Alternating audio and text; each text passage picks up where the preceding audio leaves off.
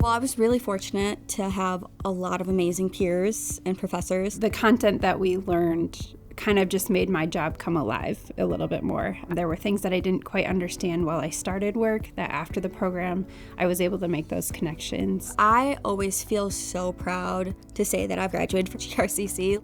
This program is held to a very high standard by the staff who put it on, who support us through it, and the community really relies on us and relies like this high quality nurse that GRCC puts out. Whenever I meet people who are interested in going back to school, especially nursing, I'm always trying to get more people into it. I tell them GRCC is a great school and we have all these resources available at GRCC. I was working, being a mom, going to school. There was a lot going on, and GRCC really condensed that. It was an intense program. I felt like that didn't deter on the quality. The program was top-notch.